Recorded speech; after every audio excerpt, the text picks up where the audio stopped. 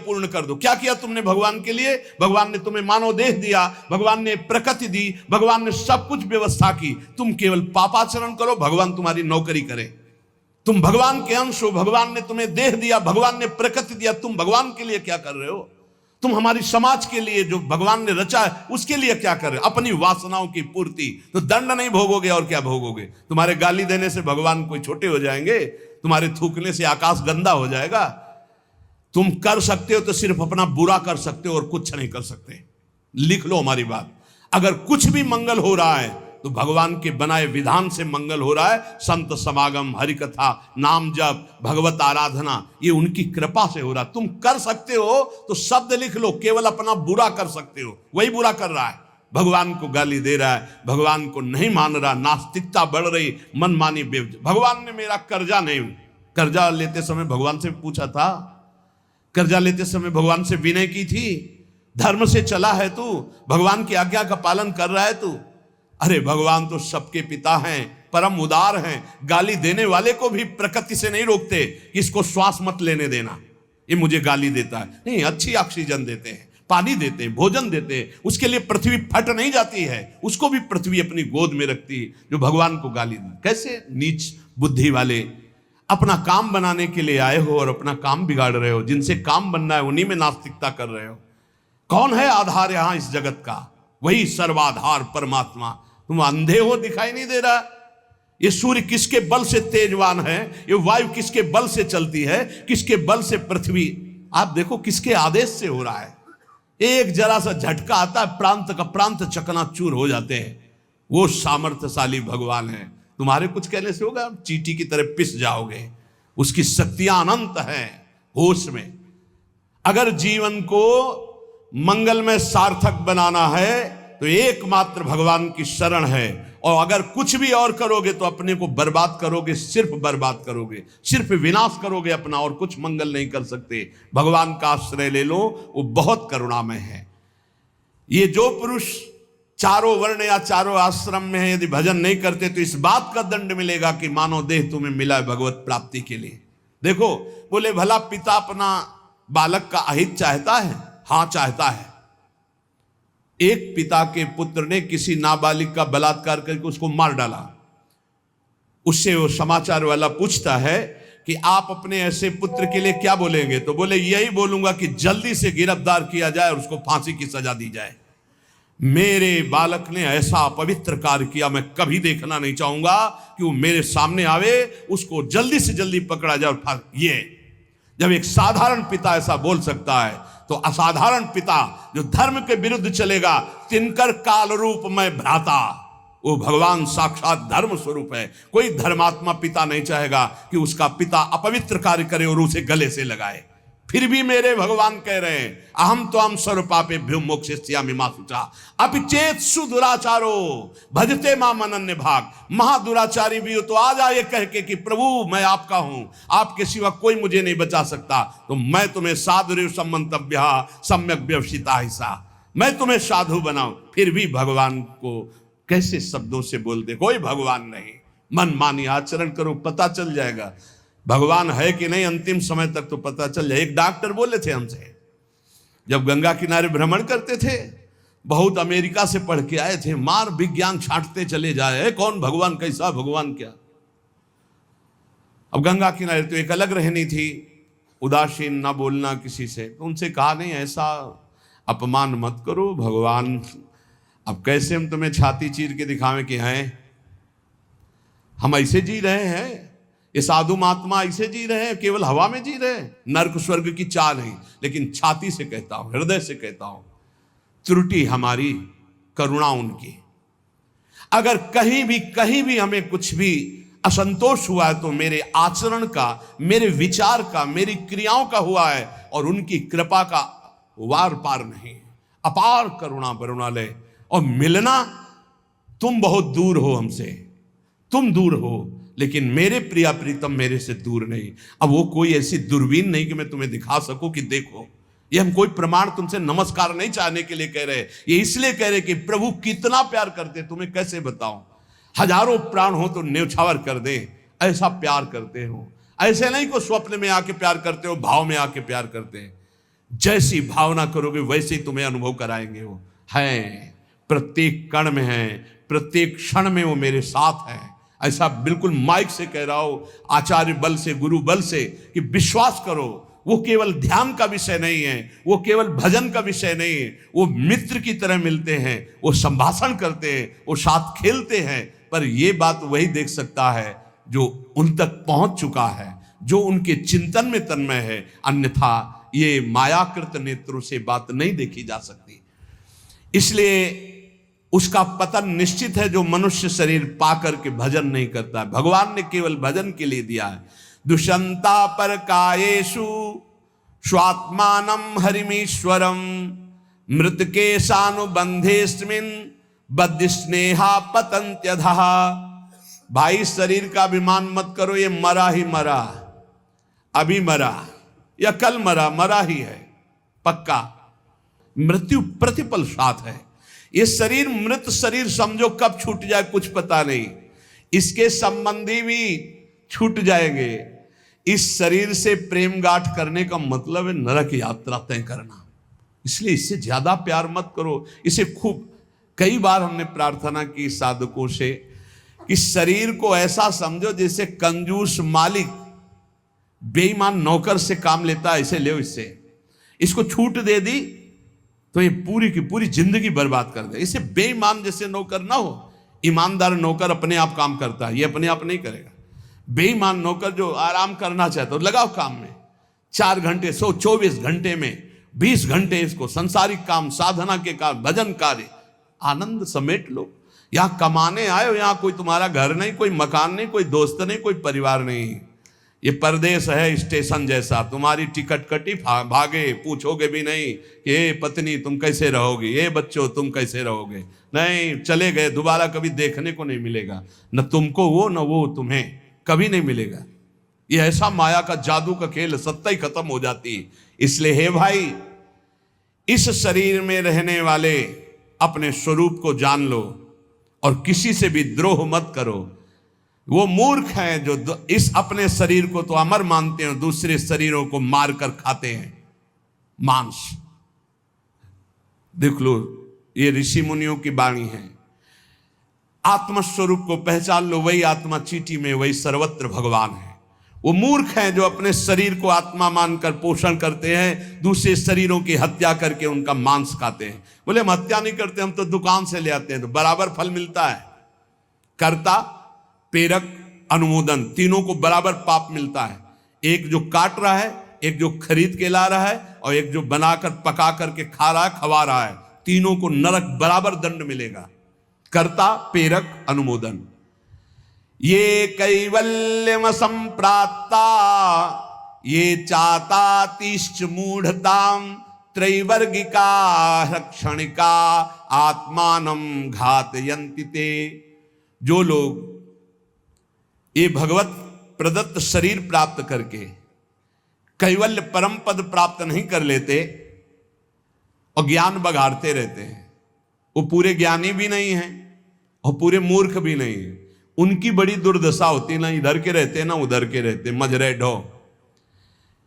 सदैव वो अर्थ, काम, वासना इन्हीं में फंसे रहते हैं। एक क्षण के लिए उनको चैन, शांति नहीं मिलती। जो मनुष्य शरीर पाकर अपना उद्धार नहीं कर लेता, वो अपने पैरों में मानो अपने हाथ से कुल्हाड़ी मारकर काट रहा है। वो आत्मघाती है, वो दुर्गति को प्राप्त होता है। एत आत्महनो अशांता अज्ञाने ज्ञान मानिनः सीदंत्य कृत कृत्या वही काल ध्वस्त मनोरथा। ऐसे जो ज्ञान बगाड़ते रहते हैं और ब्रह्मबोध नहीं किया, निरंतर भजन नहीं करते, इनको आत्मघाती कहते हैं। जानते हैं पर मानते नहीं हैं। ये इन आत्मघातियों को कभी शांति प्राप्त नहीं होती, इनकी कर्म परंपरा कभी नष्ट नहीं होती। काल भगवान सदा सर्वदा इनके मनोरथों पर पानी फेरते रहते, हृदय की जलन विषाद कभी मिटने को नहीं होती। इसलिए हित्वात्यायास रचिता गृहापत्य सुहृच्छ्रिया तमो विशंत्य निच्छन्तो वासुदेव परांग मुखा। वासुदेव भगवान श्री कृष्ण के चरणों का आश्रय ले लो, उनसे विमुख मत हो। विमुख होकर यदि तुमने धन रुपया पैसा मकान सब समेट भी लिया तो भाई जब जाओगे कुछ साथ नहीं। एक बार कृष्ण कहा, एक बार राम कहा, एक बार राधा कहा, ये सत्य वस्तु तुम्हारे साथ जाएगी। इसलिए बार बार राम राम कृष्ण कृष्ण हरि हरि राधा राधा बोलते हुए अपना काम करो तो तुम्हारा लौकिक भी पुष्ट और पारलौकिक भी पुष्ट हो जाएगा। जो भगवान नाम जप नहीं करता, भगवान से विमुख है, ना चाहने पर भी विवश होकर उसे घोर नरक में जाना पड़ता है। इसलिए सदगति प्राप्त करने के लिए नाम जप अत्यंत आवश्यक है। ये कलिकाल की बड़ी महिमा वर्णन की भगवान व्यास जी ने। जो फल सतयुग में 10,000 वर्ष ब्रह्मचर्य रहकर दोनों हाथ उठाकर दाहिने पैर के अंगूठे के बल खड़े होकर भजन करने से मिलता था, ध्यान दीजिए कितना कलयुग का कृपा प्रसाद है। कलयुग को बहुत बुरा कहा जाता है, तो ये बात पक्का समझो, दो पक्ष सब में होते हैं, कृष्ण पक्ष और शुक्ल पक्ष, एक अंधेरे का पक्ष एक प्रकाश का। तो कलयुग में दो पक्ष हैं। एक अंधेरे का पक्ष अगर भगवान से विमुख हो तो नष्ट कर देगा। यहां कह रहे हैं भगवान महर्षि वेद व्यास देव जी, यत् कृते 10 वर्षैस्त्रेतायाम हायनेन तत् द्वापरे तश्च मासेन हरहोरात्रेण तत्कलौ तपसौ ब्रह्मचर्यस्य जपादेश्च फलम द्विजा प्राप्नोति पुरुषस्तेन कलिसाध्यति भासितम। सतयुग में 10,000 वर्ष ब्रह्मचर्य से रहकर दाहिने पैर के बल अंगूठे के खड़े होकर दोनों हाथ उठाकर मंत्र जपने से जो फल मिलता था वह त्रेता में 1 वर्ष ऐसी साधना, द्वापर में 1 मास 1 महीने, और कलयुग में 24 घंटे नाम कीर्तन करने से वो फल प्राप्त हो जाता है। सतयुग में 10,000 वर्ष तक, सोचो कितना बड़ा। कलयुग जैसा कलयुग समयुग आन नहीं, जो मन कर विश्वास, जो नर कर विश्वास। बहुत बड़ा लाभ कलयुग, 24 घंटे नाम कीर्तन से वो फल मिलेगा, जो बड़ी बड़ी तपस्याओं से, बड़ी बड़ी साधनाओं से। बोले सतयुग बहुत श्रेष्ठ है, द्वापर त्रेता बहुत श्रेष्ठ है, हमें लगता कलयुग बहुत श्रेष्ठ है। धन्य है कलयुग जो 24 घंटे नाम कीर्तन से वो हजारों वर्ष की तपस्या का फल प्राप्त करा दे। भगवान व्यासदेव जी कहते हैं मैं कलयुग की पूजा करता हूं, मैं उसे सर्वश्रेष्ठ कहा कि सतयुग में ध्यान, त्रेता में यज्ञ, द्वापर में देवार्चन। ध्यायन कृते यजन यज्ञ त्रेतायाम द्वापरेर्चयन यदाप्नोति तदाप्नोति कलौ संकीर्त केशवम। जो सतयुग में ध्यान से, त्रेता में यज्ञ से, द्वापर में पूजा करने से मिलता था, कलयुग में केवल नाम कीर्तन से फल मिल जाता है। इसीलिए नाम संकीर्तनम यस्य सर्व पाप प्रणाशनम। कलयुग में सबसे बड़ी साधना नाम जप करो, नाम कीर्तन करो, लीला चरित्र गाओ, लीला चरित्र सुनो। जो इस कलयुग में अपना कल्याण नहीं कर पाया तो फिर और युग में कल्याण करना बड़ा कठिन। अंगूठे के बल खड़े होके देखो, कई मिनट खड़े रहोगे।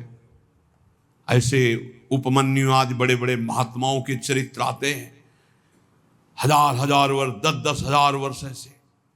अरे यही सौभरी ऋषि यमुना में डुबकी लगा के भजन करके देखो, कई मिनट करोगे। जल को स्तंभित कर दिया, समाधिस्थ हो। ऐसे ऐसे महात्मा, अपने लोग महात्मा कहते हैं अपने को। डुबकी लगा के 2 मिनट नहीं रुक सकते नीचे, वो समाधिस्थ हैं। मछली को देख के 50 ब्याह करते हो, तुम मोबाइल में देख के क्या करोगे, तुम्हारे हो क्या होगा। इसीलिए बहुत होश में, कलयुग में बहुत महानता है भगवत प्राप्ति की, बहुत सुविधा है भगवत प्राप्ति की। होश में हो जाओ तो, पर ये होश रहने नहीं देता। ये किसके होश उड़ाता है, इसका प्रवेश कहां है, बता चुके कई बार। मदिरा पान करने वाला, मांस खाने वाला, पराई स्त्री से व्यभिचार करने वाला और स्वर्ण चोरी करने वाला, जुआ खेलने वाला, छल, झूठ, कपट, रजोगुण, ये सब इसके स्थान हैं। नाम जप करो, पवित्र भगवत प्रसाद पाओ। कहाँ कलयुग है? आनंद ही आनंद। बोलो यहाँ कितनी देर कलयुग लगा तुम्हारे ऊपर? आनंद ही आनंद है। कलयुग समझुग आन नहीं, जो नर कर विश्वास, गाय राम गुण गण विमल, भौबिन तरह प्रयास। कितना बड़े कलयुग केवल नाम आधारा, कोई बात और हो ना हो, राधा राधा राधा, पार हो गए। सुखस्यांतरम दुखम, दुखस्यांतरम सुखम, पर्यायेणोपसर्पन्ते नरम नेमि मरा इव। भाई, जैसे रात के बाद दिन आता है, दिन के बाद रात आती है, ऐसे तुम सुख में हो तो दुख आने वाला है, तैयार हो जाओ। और दुख में हो तो सुख आने वाला है। सुखम शांतरम दुखम, दुख शांतरम सुखम, भगवान व्यासदेव जी कह रहे। ये पक्का तुम्हारे पूरे जीवन क्रम लगा रहेगा, क्योंकि तुम्हारा प्रारब्ध रच चुका है। सुख के बाद दुख, दुख के बाद सुख, ऐसा चलेगा। ये चक्र की तरह चलता रहता है। इसलिए तुम सुख में भूलो नहीं और दुख में प्रभु को भूलो नहीं। नाम जप निरंतर करो तो सुख दुख से परे हो जाओगे। जातस्य नियतो मृत्यु पतनम च तथोन्नते, विप्रयोगावसानस्तु संयोगा संचयः क्षयः, विज्ञायना बुधा शोकम न हर्षमुपयान्ति ये, तेषामेवेतरे चेष्टाम शिक्षन्ता सन्ति तादृशा। हे भाई, मेरी बात सत्य मान लीजिए। जातस्य नियतो मृत्यु, तुम्हारा शरीर जन्म लिया है ना, मरेगा पक्का। कल एकांतिक में एक भाई से पूछा, प्रश्न कर रहे थे, भाई तुम्हें कभी आता है कि मरोगे? बोले नहीं, हमारा सत्संग सुनना रोज मिलेगा ये आपको। सत्संग में एक बार तो रोज आएगा कि तुम मरोगे, नहीं आएगा? रोज आता है। आपका तो अभ्यास बन गया होगा सुनने का कि मरने वाली बात तो रोज आती है। यही हमको संभालेगी, क्योंकि जाना है। जो संभलते नहीं हैं वो लड़खड़ा के गिर जाते हैं। रोज संभलना है, मरना है। जातस्य नियतो मृत्यु पतनम च तथोन्नति। अगर शरीर जन्मा है तो मरेगा आज, नहीं तो कल तैयार हो जाओ। जाना है, जाना है। कब जाना है पता नहीं है। फांसी वाले को तो समय बता दिया जाता है कि कल 12 बजे होगी, अपने को अपना ये भी समय नहीं पता है, पता नहीं कब जाना है। उसे पता हो जाए तो अच्छा रहता है।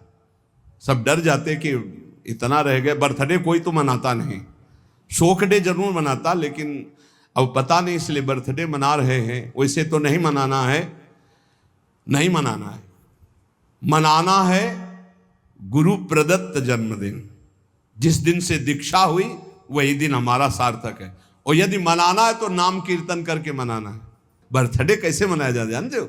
प्रिया प्रीतम को विराजमान करो, श्रृंगार करो, ब्याहुला करो और रात भर कीर्तन करो और खूब सबको पकवान पवाओ, जय जयकार लगाओ। हम कह रहे रोज बर्थडे मनाओ, बहुत बढ़िया है भैया। इस तरह का बर्थडे, इस तरह का बर्थडे।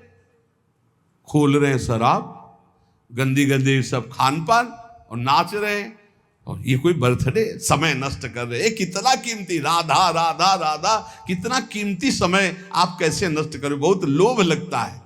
इतना कीमती, एक श्वास खरीद नहीं सकते 50 वर्ष की कमाई में। 50 वर्ष की कमाई की जो श्वासें तुमने व्यर्थ की, सब श्वासों के द्वारा जो आपने धन एकत्रित किया, एक श्वास नहीं खरीद सकते। ऐसा कीमती श्वास राधा राधा। कह रहे नित्य ये ध्यान रखो कि शरीर जन्मा है तो मरेगा। कुछ अच्छा नहीं लगेगा ये बात ध्यान रखने पर, नहीं लगता अच्छा, कुछ अच्छा नहीं लगता। बस यही लगता है कि एकांत हो जाए, कितना भजन कर ले, बस यही सार्थक है। जीवन की सार्थकता नाम जप कर लो। मरना है यार, कोई साथ नहीं जाने वाला। और आपको अनुभव की बात बता रहे, सब अपने लिए तुमसे प्यार करते, तुम्हारे लिए कोई प्यार नहीं करते। किसी ने हमसे कहा कि आपको तो बहुत लोग प्यार करते हैं। हम कहा आपकी नज़र में, हमारी नज़र में नहीं। वो कहा क्यों, आपको ऐसा क्यों नहीं लगता? हम कहा हमें इसलिए नहीं लगता कि सब अपने लिए हमें प्यार करते हैं। हमारे लिए तो प्रिया जो प्यार करते हैं, सिर्फ प्रिया जो, वो हमारे लिए प्यार करती है। सब अपने लिए हमारे लिए नहीं, हमारे लिए तो प्यार करते तो पहले भी प्यार होता ना, नहीं हुआ। हमारे लिए तो प्रिया जो पहले भी प्यार करती थी अब भी प्यार करती है, और वो करती ही रहेंगी क्योंकि उनका स्वभाव है ऐसा। संसार का प्यार भगवत समर्पण करने के लिए हमें मिल रहा है। आपका प्यार लिया प्रियाजू के चरणों में समर्पित, हमारे लिए नहीं, हमारी प्रियाजू के लिए। हमारे लिए प्यार सिर्फ हमारी प्रियाजू का है। आप प्यार करते हैं प्रियाजू के लिए, आप प्यार करते हैं, उस प्यार को प्रियाजू के चरणों में हम चढ़ाते हैं। वो प्यार मेरे लिए नहीं, वो प्रियाजू के लिए, जिससे आपको प्रियाजू कृपा करके प्यार करें, आपका दुख नाश करके परम सुख प्रदान करें।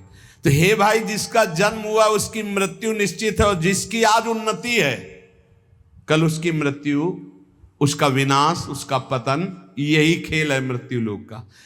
ये बात परसों सत्संग में कही थी। पहले ये नहीं था और बाद में भी ये नहीं रहेगा। हे अर्जुन, ये बीच में दिखाई दे रहा है, इसलिए इस पर विश्वास नहीं। कभी भी उन्नति को उन्नति रूप में स्थायी कहीं नहीं पाया गया, वो अवनति में आई। कभी भी अवनति सदैव अवनति नहीं बनी रहती, वो उन्नति को प्राप्त होती। ये चक्र चल रहा है, इसलिए अभिमान मत करो, फूलो मत, निरंतर भजन परायण रहो। मोहाद अधर्मः या कृत्वा पुनः समनुत्तप्यते, मना समाधि संयुक्तो नशा सेवते दुष्कृतम। ये जो मोहवश अपने शरीर को अविनाशी मान करके पापाचरण करते हैं, ये सच्चे हृदय से प्रायश्चित कर ले, नहीं तो नष्ट हो जाएंगे। हर पाप बम की तरह जमा हो रहा है तुम्हारा, जब फूटेगा ना बिल्कुल नष्ट कर देगा, किसी काम का नहीं रखेगा। जो जो तुम जान रहे हो कि पाप हो रहे हैं, इनका फटाफट प्रायश्चित कर लो। पाठ के द्वारा, भजन के द्वारा, संत महापुरुषों की सलाह के द्वारा उनको नष्ट कर दो। नहीं, वो जब वृक्ष रूप हो जाएंगे तब फिर तुम नष्ट नहीं कर पाओगे। एकाग्रता पूर्वक देखो तुमसे कौन कौन पाप हो रहे हैं, वर्तमान में कौन कौन पाप हुए हैं, उन पापों का क्या प्रायश्चित है, उनका प्रायश्चित कर लो। यथा यथा मनस्तस्य दुष्कृतम कर्म गर्हते, तथा तथा शरीरम तु तेना धर्मेण मुच्यते। जैसे जैसे आप जलोगे अंदर से, अरे कैसे पाप हो गया, कैसे हटे, हे भगवान मैं बहुत परेशान हूं, ये नीच मन मुझे बहुत जला रहा, रो लिया, पाप नष्ट हो गया। ड्रामा नहीं, असलियत में जैसे जैसे तुम उस पाप कर्म की निंदा करोगे अंदर से, धिक्कार है, धिक्कार है, कैसे हो गया मेरे से, प्रभु कैसे हो गया, नाथ मुझे बचाओ, ये अंदर जलोगे तो कह रहे हैं वो पाप कर्म नष्ट होना प्रारंभ हो गया। त्यों तुम्हारा शरीर निर्मल होना शुरू हो जाएगा। और यदि प्रायश्चित नहीं किया तो शरीर दंड मिलेगा। इसीलिए जैसे कोई तुम्हारी निंदा कर रहा है, कोई तुम्हारा अपमान कर रहा है, तुम्हारा मन जल रहा, सह लो, तुम्हारे पाप नष्ट कर रहा है वो। बड़ी कृपा है उसकी हमारे ऊपर कि बिना शारीरिक दंड के वो मन को जला करके हमारे पापों को भस्म कर देता है। यदि आपने प्रायश्चित नहीं किया, आपने पाठ जप तप के द्वारा पाप को नष्ट नहीं किया, तो वो दंड देगा। एक और उपाय बता रहे हैं, यदि विप्रा कथयते विप्राणाम धर्मवादिनाम ततो अधर्म कृतान क्षिप्रम अपराधात प्रमुच्यते। यदि ब्रह्म ऋषि कोई महात्मा, एक तो सुनेंगे ही नहीं, और यदि वो आपकी बातें सुन लें कि आप उनसे कह दें कि मैंने ये पाप किया है, अब इसका क्या प्रायश्चित है, यदि वो कह दे जाओ ऐसा कर लो, तो उसी कृत्य से आपका सारा पाप नष्ट हो जाएगा। अगर वो ये कहते हैं अरे कुछ नहीं करना, सब ठीक हो जाएगा, जाओ, बिना कुछ किए सारे पाप नष्ट हो जाएंगे। इतनी महिमा गुरुदेव की, ब्रह्म ऋषियों की। यदि विप्राह कथयते विप्राणाम धर्मवादिनाम ततो अधर्म कृतात विप्र अपराधात प्रमुच्यते। वो अपराध रहित हो जाएगा। अगर वो कह दे जाओ जाओ, अच्छा कुछ नहीं, सब ठीक हो जाएगा, बिल्कुल उसका कोई प्रायश्चित नहीं करना पड़ेगा और कोई कर्म वो दंड नहीं देगा, पर दोबारा नहीं होना चाहिए। एक ध्यान रखिए, क्षमा उसी का होता है जो पुनः नहीं करता। अगर पुनः करता है तो फिर वो मिल जाता है। प्राण यात्रा निमित्तम च व्यंगरे भुक्तवज्जने काले प्रशस्त वर्णानाम भिक्षार्थी पर्यटेत गृहान। विरक्त उपासक को चाहिए कि अपने जीवन यापन के लिए केवल उतनी ही भिक्षा ग्रहण करे जिससे पेट पोषण हो जाए, बस। ये आप लोगों के लिए बहुत बढ़िया है। देखो, किसी से मांगना नहीं, कोई संग्रह नहीं, कोई परिग्रह नहीं। रोज का रोज जो श्री जी का प्रसाद खाओ, रात दिन भजन करो। काहे प्रपंच में फंसते हो? ये रुपया, ये मोबाइल, ये संसारी लोगों से मिलना जुलना, ये गुरु कृपा से ही बचा जा सकता है, अन्यथा भारी प्रपंच है। रुपये में एक भारी दोष है, 99 का चक्कर नहीं हटता रुपये में, ये भारी दोष है। 100 जमा हुए तो 110, 120, 130 जमा करते करते मर गया, चवन्नी खर्चा नहीं किया, नरक गया। बहुत बहुत विचित्र है। भगवान बचावे। जैसे कंचन दलदल, वैसे कामिनी दलदल, वैसे कीर्ति दलदल। इन दलदलों में जो गिरा तो गुरु कृपा बचाए तो बचाए, नहीं निकल पाना मुश्किल है। बहुत खतरे का दलदल है, ऊपर से एकदम रोड जैसा दिखाई देता है और गए तो बस निकलने लायक नहीं रहोगे। कंचन कामिनी कीर्ति का दलदल। जीवन निर्वाह के लिए बस उदर में डाल लो, खूब डट के भजन करो, भगवत प्राप्त हो जाओ। जितना कम से काम चला लो उतना ही अपना भजन बचा लो। एक बार गिरिराज जी में जब पूज्य पंडित गया प्रसाद जी की समाधि, तो गुरुदेव भगवान ने कहा, इनका प्रकाश जानते हो क्यों हुआ? 45 वर्ष की अवस्था में गिरिराज जी महाराज के समीप विरक्त होके रहे, पर जिस दिन से विरक्त हुए उस दिन से कभी पैसा नहीं छुआ बाबा ने, कभी बाबा ने स्त्री स्पर्श नहीं किया, कभी बाबा ने प्रणाम नमस्कार स्वीकार नहीं किया। कंचन कामिनी कीर्ति तीनों पर विजय प्राप्त किए हुए होने के कारण बहुत जल्द 45 वर्ष गृहस्थी में रहे, बहुत जल्दी इतना प्रकाश हुआ वैराग्य का। भाई जी जब पधारे थे तो बाबा को ऐसे दिव्य देह में दिखाई दे रहा था, भाई जी जा रहे, पंडित गया प्रसाद जी महाराज। एक काहे को अपना भजन बिगाड़ो? गुरु कृपा से भरण पोषण हो रहा, चकाचक खूब भजन एकत्रित करो। जितने से उदर पोषण हो जाए उतने ही भोजन पर अधिकार रखो, खूब भजन करो। भिक्षान्न है ये, आकाश वृत्ति से यहां आता है, और वैसे भी भिक्षा तेहरा से मांग के रोटी लाई जाती। खूब भजन करो भाई यार, डट के। भजन ही जीवन का सार है। भिक्षा मिले तो हर्ष और ना मिले तो शोक ना करे।